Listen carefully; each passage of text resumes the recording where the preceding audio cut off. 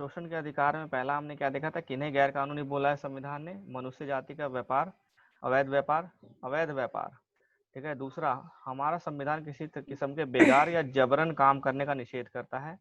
बेगार प्रथा में मजदूरों को अपने मालिक के लिए मुफ्त या बहुत थोड़े से अनाज वगैरह के लिए जबरन काम करना पड़ता है। जब यही मजदूर को जीवन भर काम करना पड़ जाता तो उसे बंधुआ मजदूरी कहते हैं। और तीसरा है, तीसरा कौन सा है, थर्ड वाला, बाल एक्सक्यूज मजदूरी। मी, एक चीज पूछे, क्या चीज?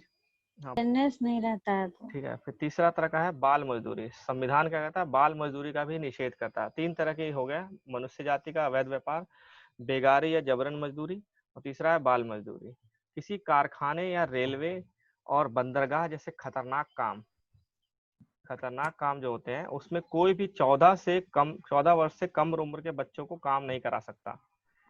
इसी को आधार बना के बाल मजदूरी रोकने के लिए अनेक कानून बनाए गए। इसमें जैसे कि बीड़ी बनाना, पटाखे बनाना, दिया सलाई, प्रिंटिंग, रंग रोगन आदि कामों में बाल मजदूरी रोकने के लिए कानून शामिल है। इन सब कारखानों में बच्चों को मजदूरी भी नहीं रखा जा सकता। ठीक है। कोई रखता है तो उसका उल्लंघन है उसके अधिकारों का। ठीक है जी। उसके बाद है, क्या आपको पता है कि अपने प्रदेश में लागू न्यूनतम मजदूरी जाती है? तो जो भी काम करता है उसको कम से कम उतनी न्यूनतम मजदूरी तो मिलेगी जितना गवर्नमेंट फिक्स करती है। कोई उससे कम दे रहा है तो उसके अधिकारों का उल्लंघन कर रहा है, वो एक तरह से जबरन मजदूरी हो गया। ठीक है, बेगारी हो गया एक तरह से। ठीक है ना। इसके बाद है धार्मिक स्वतंत्रता का अधिकार। हमने अभी तक देखा कि स्वतंत्रता का अधिकार देखा, फिर उसके बाद शोषण के खिलाफ अधिकार देखा, अब है धार्मिक स्वतंत्रता का अधिकार।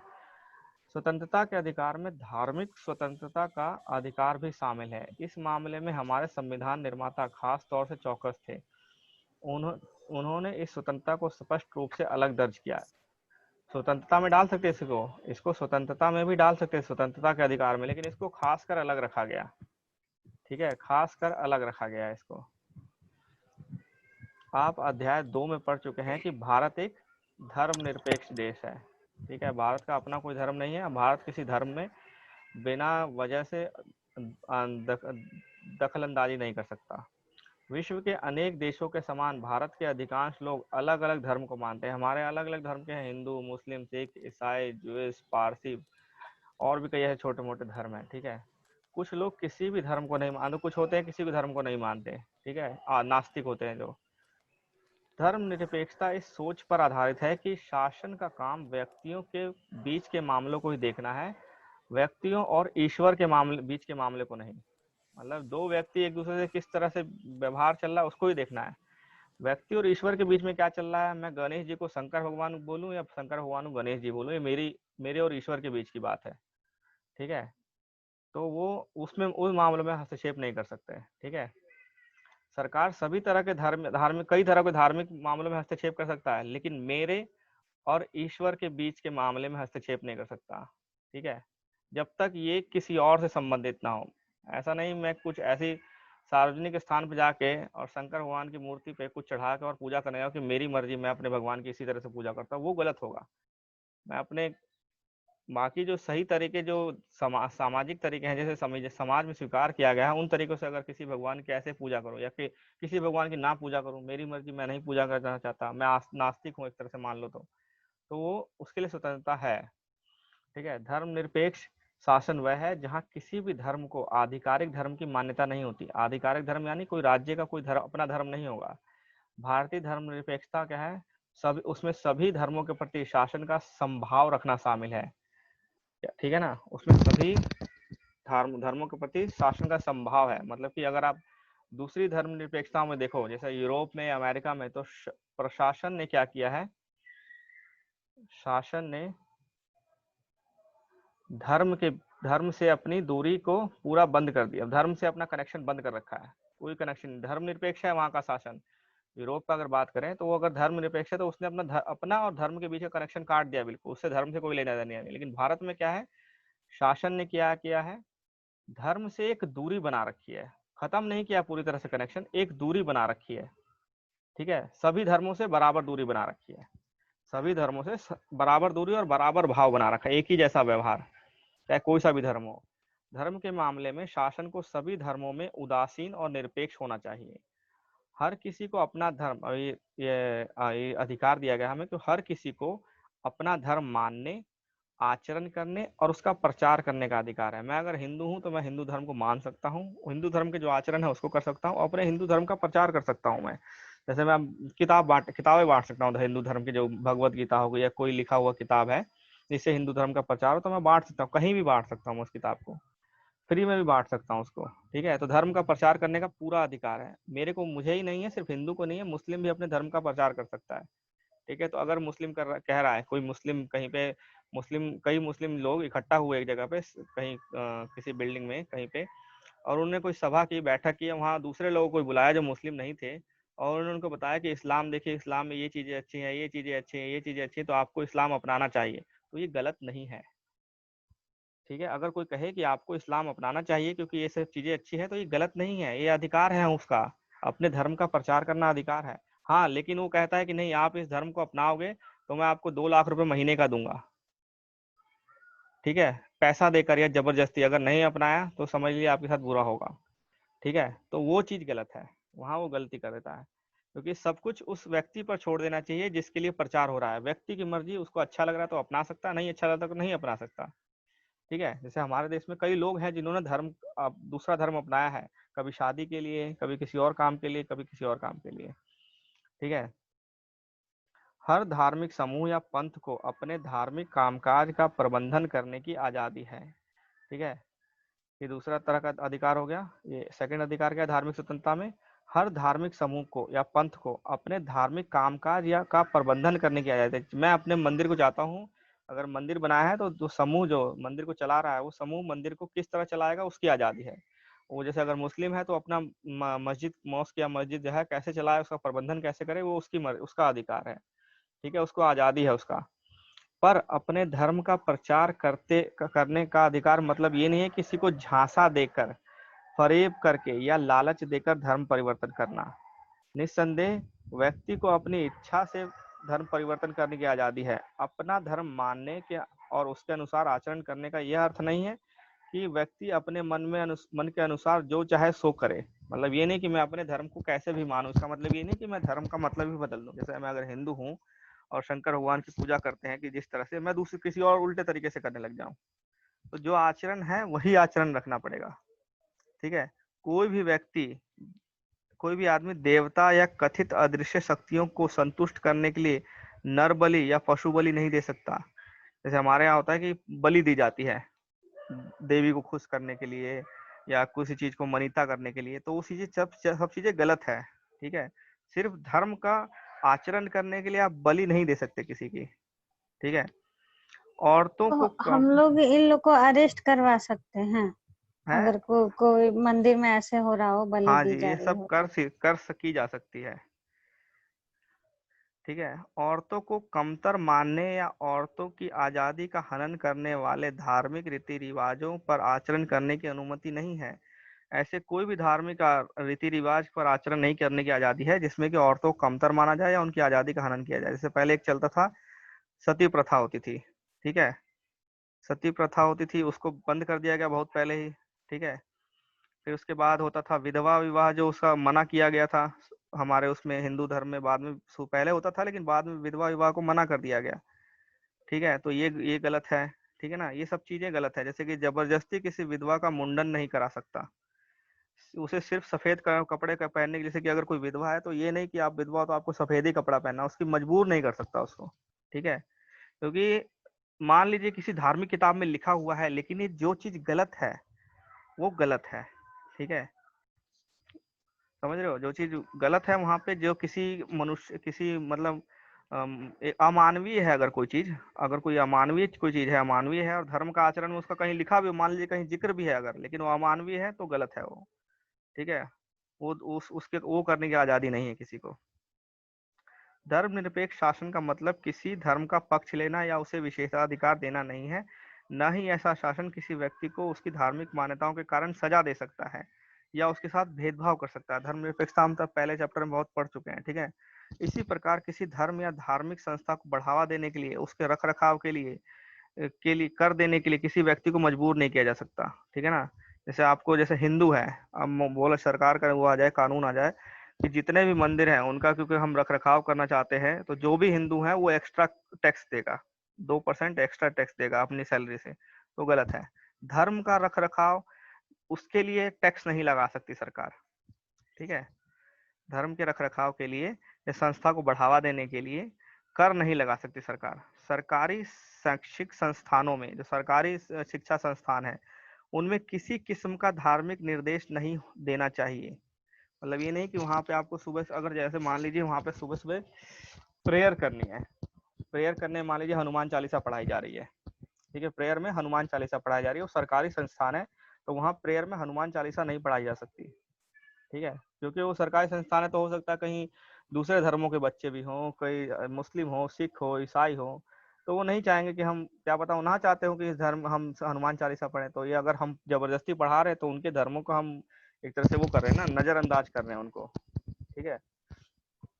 तो ये मनाही है, ठीक है, कि सरकारी शैक्षिक संस्थानों में किसी किस्म का धार्मिक निर्देश नहीं होना चाहिए। अगर किसी शैक्षिक संस्थान का संचालन कोई निजी संस्था कर रही है, कोई निजी कर रही है, जैसे प्राइवेट, कोई प्राइवेट स्कूल है, वहां अगर कुछ हो रहा है कि प्रेयर चल रही है और वो धार्मिक प्रेयर है, तो कोई बच्चा वहां से हिस्सा लेने से मना कर सकता है, और उसको इस बात के लिए सजा नहीं मिलेगी कि उसने प्रेयर में हिस्सा लेने से मना किया। धार्मिक आधार पर अगर वो प्रेयर में हिस्सा लेने से मना कर रहा है कोई बच्चा, तो उसको उस बात पे दंडित नहीं किया जा सकता, ठीक है। तो वहां के किसी भी व्यक्ति को प्रार्थना में हिस्सा लेने या किसी धार्मिक निर्देश का पालन करने के लिए मजबूर नहीं कर सकता। देखिए, सरकारी संस्थान क्या कर सकती है कि वो पूरा, सरकारी संस्थान जो होगी, शिक्षण संस्थान, वो क्या करेगी कि शैक्षिक धार्मिक निर्देश देना ही मना है, धार्मिक निर्देश देना ही मना है पूरा। और निजी संस्थान में क्या है कि निर्देश तो दे सकते हो, धार्मिक निर्देश तो दे सकते हो, ठीक है। निजी संस्थान में क्या होगा कि आप धार्मिक निर्देश तो दे सकते हो, लेकिन किसी को मजबूर नहीं कर सकते कि उसको अपना अटेंड करे, वहां पे अपनी अटेंडेंस को वो करे, ठीक है। तो वो अपने, वो चाहता है तो उसको वो अलग रह सकता है। जैसे मैं नास्तिक हूँ और वहां पर बताया जा रहा है कि नहीं आज हनुमान चालीसा है, सुबह सुबह कोई नमाज पढ़ी जाएगी, ठीक है, मैं नहीं चाहता, मेरे को नहीं, तो मैं नहीं जाऊंगा, मेरे को मजबूर नहीं किया जा सकता उस चीज के लिए, ठीक है। उसके बाद क्या है, उसके बाद है सांस्कृतिक और शैक्षिक अधिकार। सांस्कृतिक और शैक्षिक अधिकार, इसको अलग रखा गया है। आप हैरान हो सकते हैं कि हमारे संविधान निर्माता अल्पसंख्यकों के अधिकारों की लिखित गारंटी को लेकर इतने सचेत क्यों थे। हमारे संविधान में जो अधिकार दिए गए ना, वो लगभग ज्यादा से ज्यादा अधिकार क्या दिए गए हैं, अल्पसंख्यकों को बहुसंख्यकों की क्या कहते हैं, उससे बचाने के लिए, वर्चस्व से बचाने के लिए, ठीक है। अल्पसंख्यकों को बहुसंख्यकों के वर्चस्व से बचाने के लिए ही ज्यादातर अधिकार दिए गए हैं। जैसे जैसे कि शोषण का अधिकार हो गया, शोषण के खिलाफ अधिकार हो गया, वो अल्पसंख्यकों को दीपा जो, हट गई है ना, दीपा नहीं चल रही है। उसका शायद कनेक्शन नहीं हो रहा, बार बार कट जा रहा है, ओके। ठीक है। तो ज्यादातर अधिकार क्या है, अल्पसंख्यकों के लिए ही बनाए गए हैं, ठीक है। बहुसंख्यक, कहाँ गया, बहुसंख्यकों के लिए क्या कोई गारंटी नहीं है, ऐसी कोई गारंटी क्यों नहीं है, ठीक है। बहुसंख्यकों के लिए ऐसी गारंटी क्यों नहीं है, इसका कारण यह है कि लोकतंत्र की कार्य पद्धति अपने आप बहुसंख्यकों को ताकत दे देती है, ठीक है।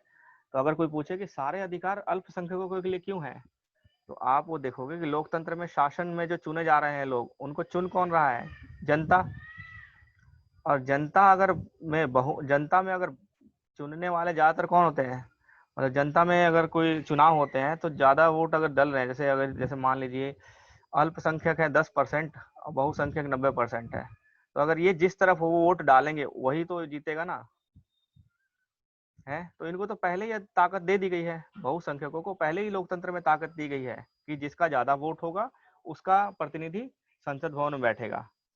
अल्पसंख्यक कम है, क्या पता, हो सकता है कि उनके प्रतिनिधि कभी पहुंचे ही नहीं संसद भवन में, ठीक है। तो इसीलिए अल्पसंख्यकों को संविधान में अधिकार दिए गए हैं उनको रक्षा के लिए, ठीक है। तो अल्पसंख्यकों को ही भाषा, संस्कृति और धर्म के विशेष संरक्षण की जरूरत होती है। बहुसंख्यक को जरूरत नहीं होती है, उनको तो ताकत मिली गई है, मत ज्यादा से ज्यादा वोट दो और तो अपना फिर प्रतिनिधि चुनो। फॉरवर्ड कास्ट वालों को 10% रिजर्वेशन क्यों दिया? वो दिया है गरीबी के आधार पे या आर्थिक पिछड़ेपन के आधार पे, ठीक है। अब ये अधिकार जी। पहले नहीं दिया, ये अधिकार पहले भी आया था, लेकिन सुप्रीम कोर्ट ने इसको पहले रद्द कर दिया कई बार, ठीक है। लेकिन इस बार कुछ अलग केस हुआ है, इस बार ये रद्द कर दिया गया और सुप्रीम कोर्ट ने इस पे ध्यान भी नहीं दिया। तो वो अंदर पॉलिटिक्स बहुत अलग चल रही है आजकल, ठीक है। आजकल की पॉलिटिक्स थोड़ी अलग हो गई है। हम लोग ठीक के है। लिए भी कुछ रहता है, मिडिल वाले के लिए। हाँ तो देखिए, तो भाषा, संस्कृति और धर्म के विशेष संरक्षण की जरूरत होती है अल्पसंख्यकों को, अन्यथा वे बहुसंख्यकों की भाषा, धर्म और संस्कृति के प्रभाव में पिछड़ते चल जाएंगे। जैसे मान लीजिए कोई अगर भाषा का संरक्षण नहीं दिया जाएगा उनको, ठीक है, तो हो सकता है कि वो सिर्फ फिर एक मोनोटोनस एक जैसा हो जाए, वो वही भाषा बोलने लग जाए जो अल्पसंख्यक जो बहुसंख्यक बोल रहे हो, तो उनकी अपनी भाषा खत्म हो जाएगी। उनकी अपनी भाषा खत्म हो जाएगी। एक भाषा का खत्म होना मतलब होता है एक पूरी संस्कृति का खत्म हो जाना, ठीक है। जैसे कि देश में जितनी भाषाएं पहले बोली जाती थी, उसकी अब आधी भी नहीं रह गई है देश में। कुछ ऐसी भाषाएं वो होती थी जो अब बिल्कुल खत्म हो चुकी है, उनका बोलने वाला एक भी नहीं है। तो इसीलिए भाषा का संरक्षण दिया गया है, ठीक है। भाषा का संरक्षण दिया गया, उसके लिए वो अपना संस्थान खोल सकते हैं, ठीक है। सिर्फ उसी भाषा के लिए अपना संस्थान खोल सकते हैं वो, ताकि वो भाषा बची रहे, ठीक है। अपनी संस्कृति को बचाने के लिए संस्थान खोल सकते हैं, ठीक है ना। तो इसी के चलते संविधान क्या करती है, अल्पसंख्यकों को सांस्कृतिक और शैक्षिक अधिकारों को स्पष्ट करती है। कैसे? नागरिकों को विशिष्ट भाषा या संस्कृति वाले किसी भी समूह को अपनी भाषा और संस्कृति बचाने का अधिकार है। नागरिकों में विशिष्ट भाषा या संस्कृति वाले अगर कोई समूह है, कोई स्पेशल भाषा या संस्कृति का समूह है, जैसे कि जनजातीय क्षेत्रों में होता है, कई कई जनजातीय क्षेत्रों में अलग ही भाषा होती है, उनकी संस्कृति, उनका कल्चर थोड़ा अलग होता है, तो उनको उसे बचाने का अधिकार है, ठीक है। उनको बचाने का अधिकार है। किसी भी सरकारी या सरकारी अनुदान पाने वाले कोई सरकारी संस्थान या सरकारी अनुदान से चलने वाला संस्थान होता है, उसमें किसी नागरिक को धर्म या भाषा के आधार पर दाखिला लेने से नहीं रोका जा सकता, ठीक है। धर्म या भाषा के आधार पर दाखिला लेने से नहीं रोका जा सकता। उसके बाद क्या है, सभी अल्पसंख्यकों को अपनी पसंद का शैक्षिक संस्थान स्थापित करने और चलाने का अधिकार है। अल्पसंख्यकों को अपनी पसंद का शैक्षिक संस्थान, जैसे मदरसा होता है, ठीक है, मदरसा चलाने का पूरा पूरा अधिकार है इनको, ठीक है। यहाँ अल्पसंख्यक का अर्थ क्या है? अल्पसंख्यक का अर्थ ये नहीं है कि राष्ट्रीय स्तर पर धार्मिक अल्पसंख्यक, ये नहीं कि सिर्फ मुस्लिम नेशनल राष्ट्रीय स्तर पर अगर मुस्लिम अल्पसंख्यक है तो इसका मतलब ये नहीं कि वही सिर्फ अल्पसंख्यक है, वो अल्पसंख्यक का मतलब नहीं है। किसी स्थान पर एक खास भाषा को बोलने वालों की बहुमत होगी। कहीं ऐसा होता है कई जगह पे एक खास भाषा, क्या हो सकता है कि सिर्फ हिंदी बोलने वालों की बहुमत हो, या फिर उर्दू बोलने वालों की हो, या पंजाबी बोलने वालों की हो, या भोजपुरी बोलने वालों की। तो ऐसे स्थान, कई स्थान होते हैं जहाँ पर एक खास भाषा को बोलने वालों की बहुमत होगी, वहाँ अलग भाषा बोलने वाले अल्पसंख्यक होंगे। जैसे कि आंध्र प्रदेश में तेलुगु जो है बहुमत में है, और कर्नाटक में वो अल्पसंख्यक है। जो तेलुगु बोलते हैं वो आंध्र प्रदेश में तो बहुमत में है, लेकिन कर्नाटक में वो अल्पसंख्यक में है। पंजाब में सिख जो है बहुसंख्यक है, पर राजस्थान और हरियाणा और दिल्ली में अल्पसंख्यक है। तो अल्पसंख्यक का सिर्फ धार्मिक अल्पसंख्यक मतलब नहीं है, कल्चरल सांस्कृतिक अल्पसंख्यक है। जैसे कि भाषा के आधार पे कोई, ठीक है, भाषा के आधार पे, संस्कृति के आधार पे अल्पसंख्यक हो सकता है कोई। हमें ये अधिकार कैसे मिल सकते हैं? अब जैसे अधिकार तो बोल दिया उसने कि हाँ ये आपको संविधान ने बोला कि ये आपको 6 तरह के अधिकार दिए गए हैं, ठीक है। 6 तरह के अधिकार दिए, हमें मिलेंगे कैसे? गारंटी क्या है? यद्यपि अधिकार गारंटी की तरह है, तब भी ये हमारे किसी काम के नहीं है अगर इन गारंटी को मानने और लागू कराने वाला ना हो, ठीक है। जैसे आपको अगर कोई आप मोबाइल फोन खरीद के लाते हैं, ठीक है, मोबाइल फोन के साथ गारंटी कार्ड आता है। अब गारंटी कार्ड तो तभी वैलिड होगा ना जब आप मोबाइल फोन वाले के पास गए और वो माने कि हाँ ये गारंटी कार्ड ठीक है, ठीक है। या अगर वो नहीं मान रहा तो आप कहीं ऐसे संस्थान में जा सकते हैं जो उसको ये मानने के लिए बोले, आदेश दे। अगर उपभोक्ता केंद्र में जाते हैं तो उसको बोलता है मोबाइल जो बेचा है जिसने कि हाँ इसको आपने मोबाइल बेचा था और गारंटी में था, तो इसका मोबाइल रिप्लेस करके दो, ठीक है। तो अगर वो संस्थान नहीं होगा तो इस गारंटी को मतलब ही नहीं होगा। मोबाइल वाला कह देगा हम नहीं दे रहे वापस, कोई रिप्लेस नहीं होगा, जहाँ जाना है चले जाओ, ठीक है। तो लागू करवाने वाला कोई होना चाहिए। अधिकारों को लागू करवाने वाला अगर नहीं है तो अधिकार कोई मतलब नहीं रहता, ठीक है। संविधान में मौलिक अधिकार महत्वपूर्ण है, इसलिए इन्हें लागू किया जा सकता है।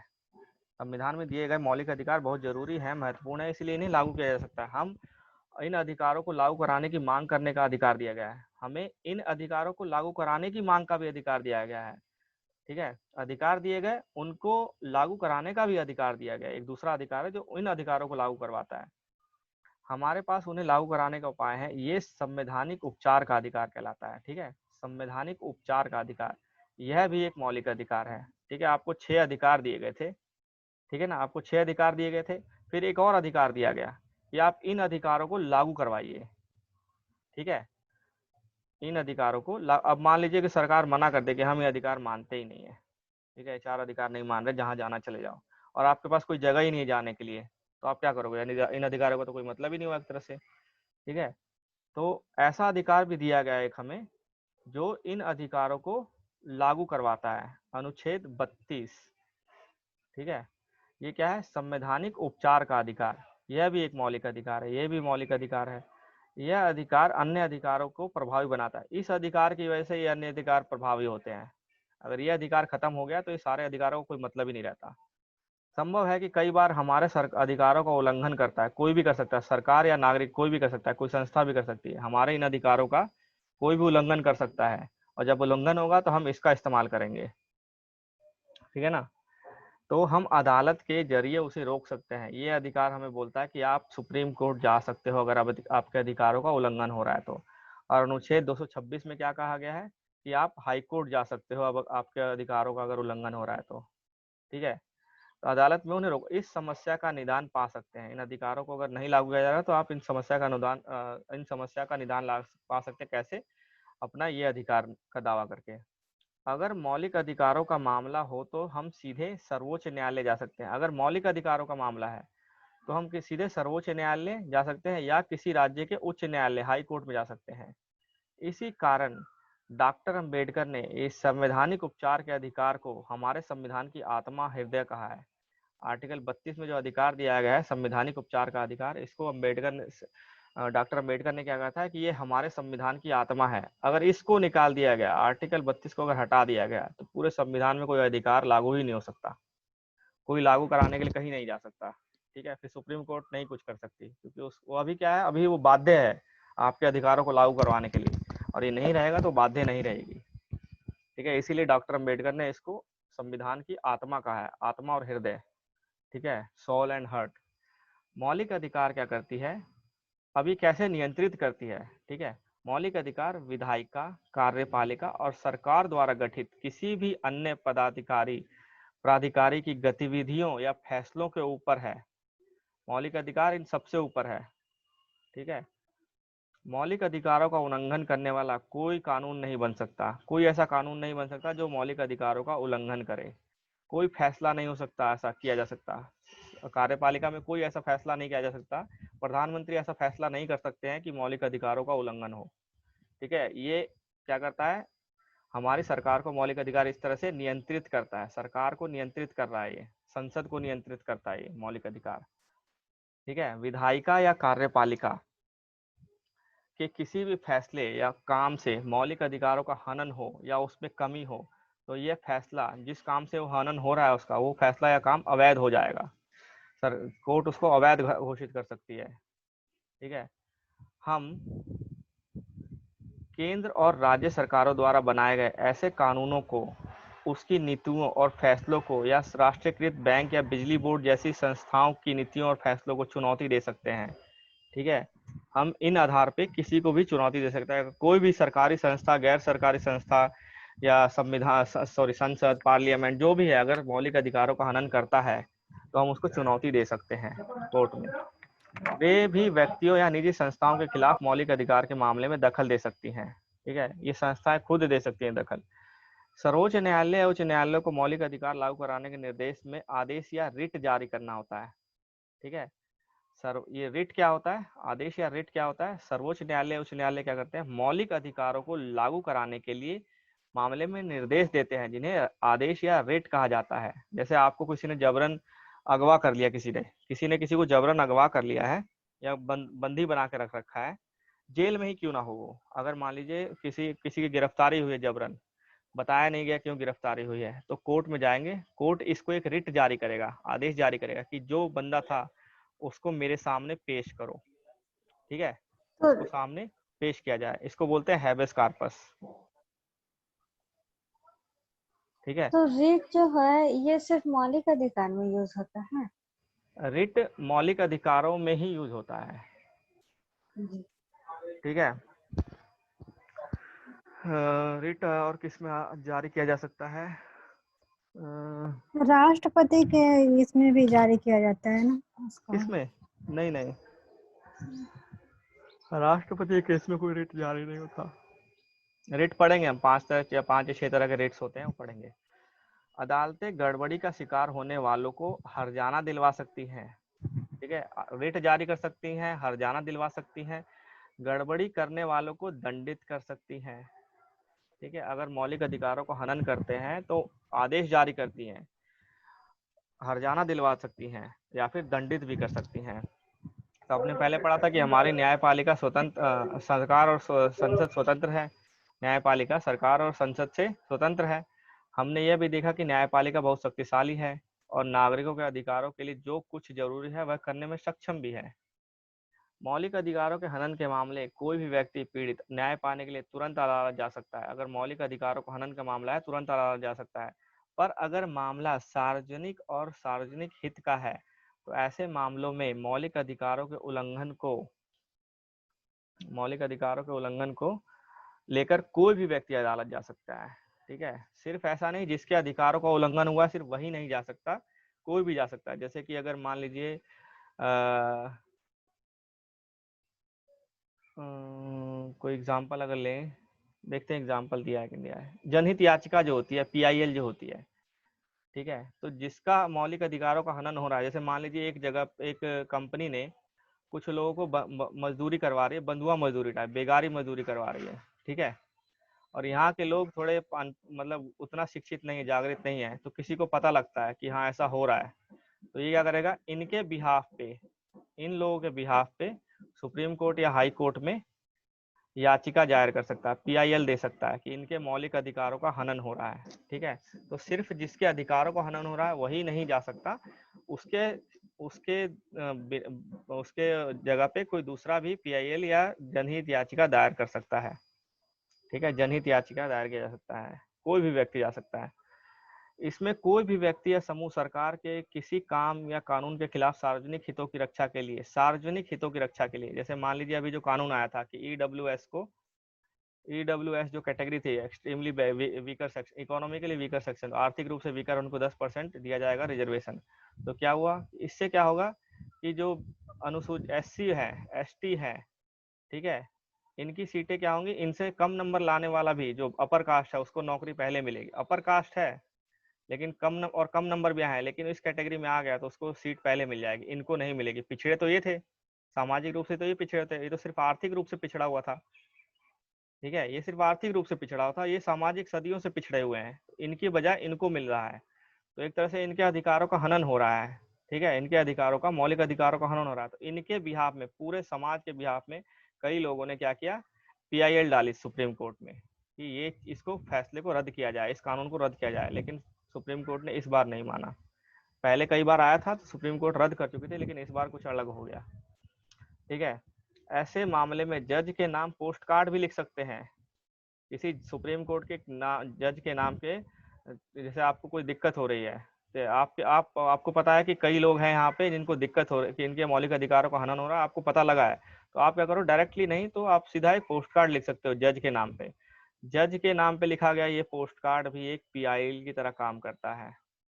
ठीक है, अगर न्यायाधीश को लगे कि सचमुच इस मामले में सार्वजनिक हितों पर चोट पहुंच रही है तो मामले को स्वीकार कर लेता है वो।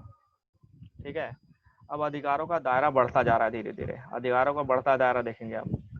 हमने इस अध्याय की शुरुआत में अधिकारों के महत्व की चर्चा की थी, पर अध्याय के ज्यादातर हिस्सों में हमारा ध्यान संविधान द्वारा दिए गए मौलिक अधिकारों पर ही रहा। जो संविधान ने हमें अधिकार दिए उसी पर रहा। आप सोचते हैं कि संविधान द्वारा दिए गए मौलिक अधिकार ही नागरिक को मिलने वाले अधिकार हैं, पर यह सच नहीं है। मौलिक अधिकार बाकी सारे अधिकारों के स्तोत्र हैं। क्या है ये? मौलिक अधिकार सिर्फ सोर्स है बाकी अधिकारों के। हमारा संविधान और हमारे कानून हमें और भी बहुत सारे अधिकार देता है। ठीक है, और साल दर साल अधिकारों का दायरा बढ़ता जा रहा है। जैसे जैसे जो जनता है जागृत होती जा रही है, उसको और अधिकार चाहिए। ठीक है, जैसे कि प्राइवेसी का अधिकार। प्राइवेसी मतलब हिंदी में क्या होता है? पता नहीं प्राइवेसी क्या होता है हिंदी में। प्राइवेसी का अधिकार, पहले ऐसी कुछ बात नहीं होती थी, प्राइवेसी नाम की कुछ चीज, कुछ इस पे चर्चा कम होती थी, लेकिन अब क्या है, प्राइवेसी के अधिकार को भी क्या किया गया है, मौलिक अधिकार बना दिया गया है। तो धीरे धीरे दायरा बढ़ रहा है। समय समय पर अदालतों ने ऐसे फैसले दिए हैं जिनसे अधिकारों का दायरा बढ़ा है। प्रेस की स्वतंत्रता का अधिकार मौलिक अधिकारों में नहीं है, लेकिन प्रेस की स्वतंत्रता का अधिकार, सूचना का अधिकार, शिक्षा का अधिकार जैसी चीजें मौलिक अधिकारों का ही विस्तार है, उन्हीं से निकली है। ठीक है, जैसे जीने का अधिकार अगर बोले हम, जीवन का अधिकार है, तो जीवन का अधिकार तभी होगा ना जब इज्जतदार जिंदगी होगी। जिंदगी इज्जतदार होनी चाहिए, पढ़ा लिखा होना चाहिए व्यक्ति, तभी तो जी सकेगा सही से। ठीक है, उसको सूचना मिलनी चाहिए तभी तो। और व्यक्ति करने, अभिव्यक्ति का अधिकार था। अभिव्यक्ति तो तभी करेगा जब प्रेस फ्री होगी, जब मीडिया फ्री होगा। तो प्रेस की क्या कहते हैं, स्वतंत्रता का अधिकार हो गया, सूचना का अधिकार हो गया। ठीक है, आप 1 मिनट वेट करना, ठीक है ना, 1 मिनट के लिए होल्ड करना, मैं आता हूँ। दोबारा कॉल लगाऊं, यहाँ से कल से करोगे इस चीज को? आवाज क्लियर नहीं आ रही है। हेलो हेलो, हाँ हाँ हाँ हेलो। हाँ हाँ हाँ कल करते हैं क्वेश्चन